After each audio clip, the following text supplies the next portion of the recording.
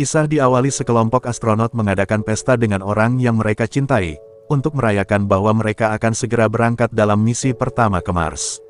Tidak semua astronot terbang ke Mars karena sebagian dari mereka akan bertugas di pusat kontrol stasiun Mars. Jim juga datang ke pesta meskipun agak terlambat.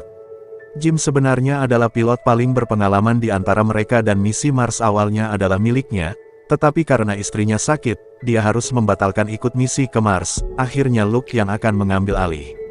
Luke merasa bersalah karena ini adalah impian Jim dan ia sangat menyayangkan Jim tidak ikut bersama mereka. Singkat cerita 13 bulan berlalu, 4 kru telah mendarat di Sidonia Mars. Mereka menugaskan sebuah robot kendali jarak jauh, yang bertugas mengumpulkan informasi dengan kameranya. Tiba-tiba, tim melihat formasi putih terang yang misterius 16 km dari lokasi mereka, dan lalu mereka menganalisisnya. Ternyata ada sebuah anomali di bawah bebatuan. Setelah melaporkannya ke Stasiun Luar Angkasa Internasional, mereka berangkat untuk menyelidiki. Sementara itu di pusat kendali ekspedisi Mars, Jim dan kru lainnya menonton umpan video dari tim di Mars. Kemudian Luke menjelaskan bahwa fenomena misterius ini mungkin adalah pelepasan air tanah. Kembali ke tim di Mars, mereka tiba di kejadian anomali tersebut, kemudian mereka mulai mendengar suara pelan yang aneh dari bawah bebatuan. Saat mendekatinya, para astronot menyalakan radar, yang menunjukkan keberadaan logam di bawah seluruh gunung. Tim memutuskan untuk memeriksanya lagi dengan mengirim sinyal lebih kuat dengan meningkatkan kekuatan radar, tetapi sekarang sinyal terganggu oleh sesuatu yang tidak mereka ketahui dan membuat mereka sangat bingung. Tiba-tiba, angin puyuh raksasa mulai muncul di sekitar gunung, secara mengejutkan mengejar para astronot seolah-olah tahu apa yang dilakukannya. Angin puyuh menangkap astronot saat bebatuan terbang ke udara, dan batu besar menghantam salah satu kru hingga mati, sementara angin puyuh juga menyedot 2 kru lainnya. Ketika pusaran akhirnya mereda, tiba-tiba muncul sebuah patung wajah raksasa. Sebagai akibat dari insiden ini, Stasiun Ruang Angkasa mendeteksi ledakan energi yang sangat kuat di sekitar area Mars One, sehingga kru mengadakan pertemuan untuk memutuskan apa yang harus dilakukan. Woody, Terry, dan Phil juga tiba di stasiun dan sementara mereka diberitahu tentang apa yang terjadi. Beberapa saat kemudian beberapa sinyal lemah datang dari pesawat misi Mars One, yang berarti masih ada kru yang selamat. Setelah stasiun pusat kontrol menyalakan panggilan darurat, akhirnya mereka menemukan rekaman dari Luke yang menjelaskan secara singkat apa yang telah terjadi, yang ternyata hanya Luke satu-satunya kru yang selamat dari insiden tersebut. Lalu mereka yang berada di pusat kontrol untuk membahas rencana apa yang akan mereka lakukan, setelah ledakan energi yang terjadi di planet Mars yang tentunya sudah pasti akan merusak sirkuit elektronik pesawat mereka. Meski Luke selamat dipastikan ia tidak akan bisa pulang, kemudian Jim mengusulkan jika mereka membawakan sirkuit baru mungkin masih ada harapan untuk bisa menjemputnya. Namun sebagai kepala misi Ray tidak setuju. Menurutnya radiasi dari ledakan energi itu mungkin saja masih berbahaya. Selain itu tidak ada yang bisa memastikan Luke masih hidup setelah mereka sampai di sana. Jim kemudian berkata bahwa Mars One dilengkapi dengan protokol misi tanggap darurat yang akan membuatnya bertahan selama beberapa bulan. Karena memang dialah yang merancangnya. Dengan mempelajari jarak tempuh misi Mars One, mereka bisa menghitung ulang agar bisa sampai planet Mars lebih cepat.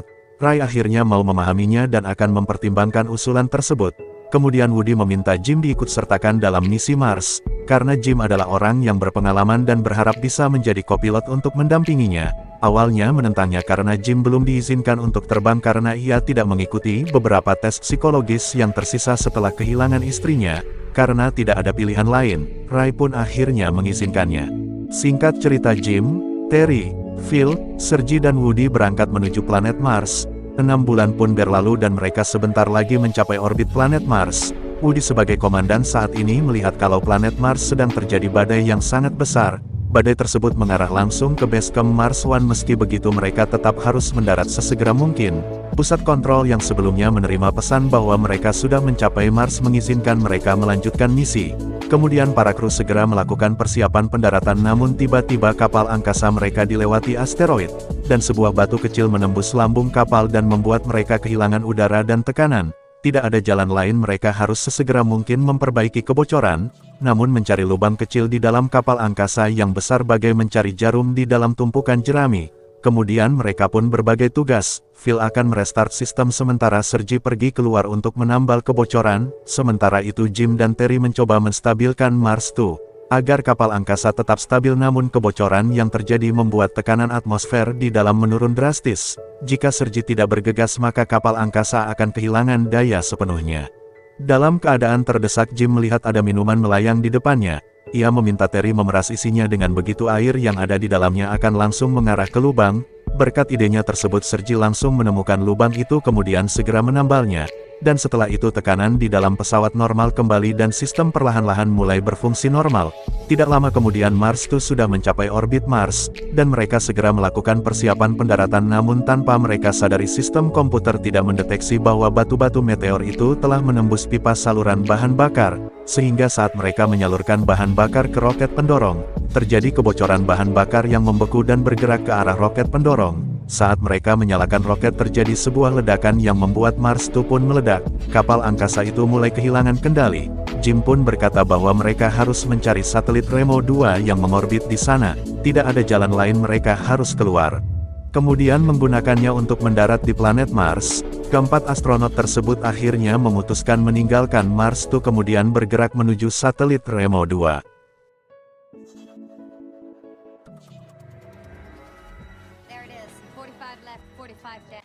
Dan karena jaraknya cukup jauh dan harus menghemat jet udara mereka, Woody memutuskan pergi sendirian untuk mengikat tali ke satelit.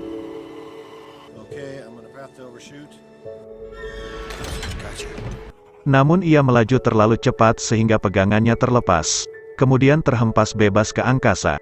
Woody berkata kalau ia kehabisan jet udara, ia juga tidak bisa kembali, lalu meminta rekan-rekannya segera masuk ke Remo untuk melanjutkan misi mereka bertiga. Tidak diam begitu saja dan berusaha menyelamatkan Woody sebelum ia jatuh ke atmosfer. Jim mensimulasikan sisa bahan bakar Remo untuk menjemputnya. Namun bahan bakar yang tersedia tidak cukup.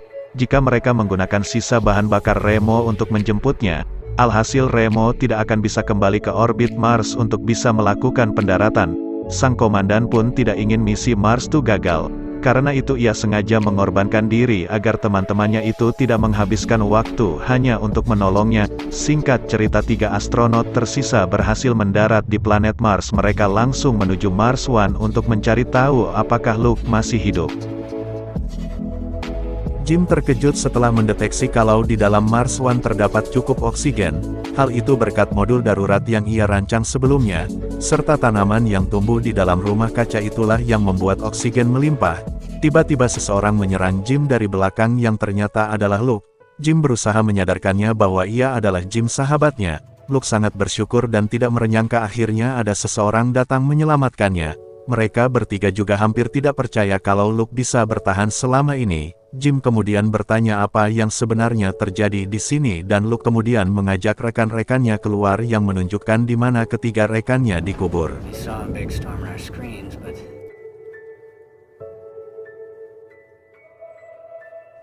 Lalu ia menceritakan bagaimana kejadian itu terjadi. Ia juga menunjukkan sebuah benda raksasa mirip wajah muncul dari balik bebatuan. Selama ini mereka tidak bisa mendeteksinya dari bumi karena mungkin saja benda itu sudah terkubur di sana selama jutaan tahun. Luke kemudian memperlihatkan spektrogram frekuensi suara yang ia rekam sebelumnya. Suara tersebut memiliki sebuah pola dan jika diurai lebih lanjut pola tersebut membentuk struktur DNA makhluk hidup. DNA tersebut mirip dengan DNA manusia, namun sepertinya bukan, karena tidak memiliki 2 kromosom terakhir. Setelah tidak menemukan adanya petunjuk lebih lanjut, mereka kemudian memperbaiki kerusakan pesawat menggunakan suplai yang mereka bawa. Misi tersebut sudah dianggap selesai dan keempat astronot itu akan segera pulang. Tiba-tiba tanpa sengaja Jim menjatuhkan permen milik Phil. Warna-warni permen tersebut mengingatkannya pada simulasi struktur DNA yang ia lihat di komputer. Jim menyadari bahwa suara yang keluar dari wajah merupakan pertanyaan yang belum terjawab. Mereka mencoba berkomunikasi dan meminta apakah mereka bisa mengisi 2 kromosom terakhir untuk membuktikan bahwa mereka adalah manusia. Kejadian yang dialami Luke sebelumnya bisa jadi adalah bentuk dari pertahanan diri mereka. Mereka menganggap adanya tindakan berbahaya setelah Luke menembakkan sinyal radar ke sana. Tidak ada salahnya mereka mencoba memberikan jawaban yang benar dengan melengkapi struktur DNA tersebut. 4 orang sudah tewas dalam misi ini dan jika mereka pergi dari Mars tanpa mendapatkan jawaban, maka mereka semua akan mati sia-sia. Setelah itu mereka menggunakan robot untuk menembakkan sinyal radar ke sana. Jika perkiraan Jim salah, mereka masih bisa selamat karena tidak berada di sekitar wajah tersebut. Sesaat setelah mengirim sinyal, sebuah pintu vertikal terbuka. Sepertinya makhluk asing itu menerima pesan mereka dengan baik dan mengisyaratkan mereka untuk datang ke sana. Dan akhirnya mereka bertiga memutuskan menerima undangan alien tersebut. Sementara itu Phil menunggu di dalam Mars One. Untuk berjaga-jaga jika terjadi sesuatu mereka bisa segera terbang ke angkasa. Setelah mereka bertiga masuk ke dalam, mereka hanya melihat hamparan luas berwarna putih. Lalu Jim mendeteksi bahwa di dalam ruangan itu terdapat oksigen, yang artinya mereka bisa bernafas dengan bebas. Mereka kemudian masuk lebih dalam, lalu di hadapan mereka muncul hologram tata surya lengkap beserta susunan planet-planetnya. Perhatian mereka langsung tertuju pada planet nomor 4 yang terlihat mirip dengan bumi. Planet tersebut tidak lain adalah Mars. Dan ternyata Mars dulunya adalah sebuah planet yang indah seperti bumi. Sampai suatu ketika sebuah meteor raksasa jatuh kemudian menghancurkan segalanya. Lalu muncul sesosok makhluk alien di hadapan mereka, dan menjelaskan kepada mereka bahwa setelah bencana terjadi di Mars, mereka bermigrasi menuju galaksi lain, namun dari rombongan mereka ada satu pesawat yang tertinggal. Pesawat itu kemudian menuju bumi serta membawa struktur DNA yang kelak akan menjadi asal-muasal kehidupan di bumi. Sebuah jawaban yang kelak akan merubah cara pandang para ilmuwan tentang semua bentuk kehidupan di bumi, yang hanyalah bagian kecil dari kehidupan yang sudah ada di Mars jutaan tahun yang lalu. Phil kemudian menghubungi mereka. Terjadi badai besar di luar dan mereka harus segera pergi. Jim yang menyadari bahwa sebuah kapal juga akan terbang keluar dari tempat ini dan hitungan mundur sudah dimulai. Tetapi Jim malah meminta Terry dan Lux untuk segera kembali. Sementara itu ia ingin tetap berada di sini. Jadi dia akan pergi menjelajahi ruang angkasa di kapal Mars tersebut seperti yang diinginkan istrinya. Setelah mereka saling mengucapkan perpisahan, Terry dan Luke kembali ke Mars One. Sementara itu Jim akan pergi bersama nenek moyangnya pergi ke dunia baru menuju galaksi yang sangat jauh. Dan akhirnya film pun selesai.